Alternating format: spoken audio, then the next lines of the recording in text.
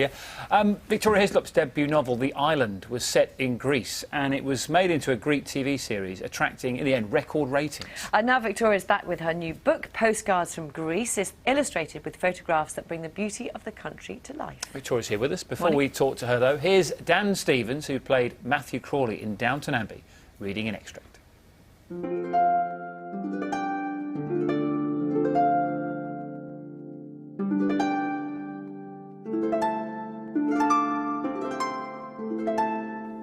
My research in Athens during the 2 weeks I was there had gone well. So I packed my bag and checked out. I was in no hurry now. I was totally at liberty to go anywhere I pleased. But it is strange how discombobulating such freedom can be. I sat in the car for at least an hour, staring at the map, and it took all my will to put the car in gear and drive.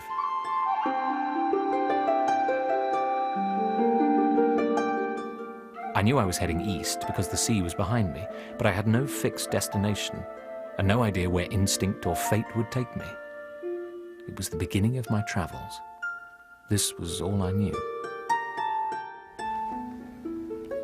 Victoria Hislop's here with us now. Morning to you. Good Lovely morning. to see you. Good Lovely to have morning. him reading it as well. Isn't it? I could listen to Fantastic. him all day, couldn't you? It's such an original concept. Just explain to viewers. It starts with a postcard, really. This story, doesn't it? It starts with a postcard landing on the mat of a young woman in London, but it's not intended for her. And I think we've probably all had that happen. And wondered, what should we do with this card that's not addressed to us? And of course, we read them. And so the story goes on, and the character of Anthony, played by Dan, is sending these postcards back to London. And we understand that his heart has been broken, and he's gone on a journey all around Greece in a way to recover himself. So it's a spiritual journey and a real journey. And the idea came about because I've been writing about Greece for 10 years, and always when I'm researching, I take hundreds of photographs for myself. So when I'm back in slightly greyer England, I put them round my walls and I'm surrounded. I'm still in Greece. And I thought, why can't the reader have some pictures too? Because Greece is such a visual, such an exciting country to be in and to see. And my publisher agreed that I could do an illustrated work of fiction.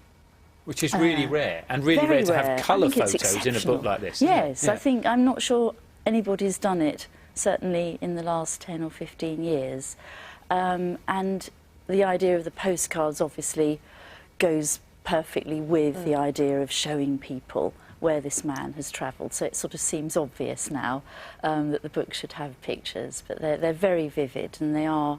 The book isn't a travelogue, it's not a travel book at all, but the pictures show people things that will surprise them. They're not just the picture postcard images. Not at all. So tell us a little bit about the photographer, because you went and photographed. Yes, he travelled with me while Yeah. I was researching the book. And from time to time, he would see something that I wouldn't notice.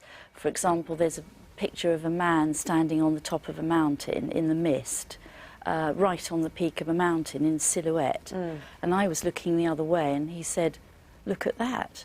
And that man became part of the story. So the pictures themselves became inspiration for some of the lines of plot. We've got a couple of the pictures. If you could talk us through some of these. Oh, gosh, look at that. Well, here is, I think, one of the wonders of the world. It's a place called Meteora in northern Greece. And at one time, back in the Middle Ages, there were 24 monasteries on these peaks, which are 1,000 feet up in the sky. And they really are. I think this particular one might have been used in a James Bond film, so that's probably the only time they've ever appeared sort of in any sort of well-publicised form. But that, again, is a place I have one of my characters living there, all alone, a monk, and quite an extraordinary sight. We've got another one as well. There's If you another show one us that one, coming then you up. can talk us through it. And then this is Delphi, of course, which is known probably to everybody. And it's, for me, an archaeological site that actually stirred my emotions, because on the whole, I'm left quite cold by archaeology. It's all far too far too far back in the past. But Delphi has a very, very special sort of spiritual atmosphere. And you say you've been writing about Greece for 10 years, and 4 of your books, I think, are based in Greece. Where did that love affair with Greece start? Gosh, everybody in Greece now thinks that I have Greek roots. But you don't. And I don't. I mean, I always have this fantasy that I'll be in Greece one day and some little old lady with a stick will emerge out of the shadows and say, "Ah, you're my granddaughter." But it's not going to happen. I'm completely British.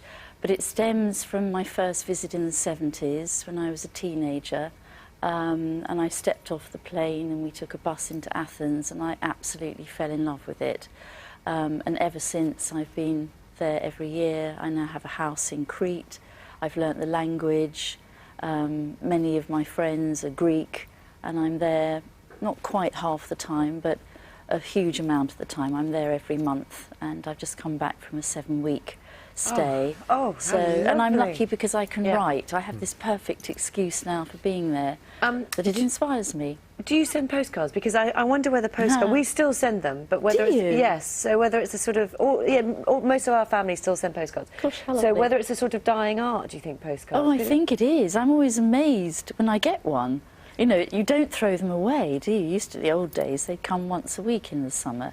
But I think, sadly, it is, and most people are sending an Instagram saying, look where I am on the beach, and then it will disappear, you know, on their phone. So we're losing our sort of the correspondence of the postcard. But I think we should all follow Louise and start Bring the sending postcard back. them. Definitely. One final one. I think that the Greek tourist board must like you as well. Yes. Well, I hope so. I hope so. I mean, there are a few. It's probably the only book around that has a picture of a man lying on a pavement, you know, someone who's a destitute man, and we have a photograph of that in the book. So it's not all picture postcards, it's the real story too. Thank you How very do I much. pronounce it? Is it Carte Postale? Carte Postale. There you go. Victoria's new book, Carte Postale from Greece, is out this Thursday. That is it from us. We're back with breakfast for you from 6 o'clock tomorrow, where we have the illusionist Darren Brown and footballer Joey Barton. Both of them. Until then, have a really good day. See you at 6 tomorrow morning. Goodbye. Bye-bye.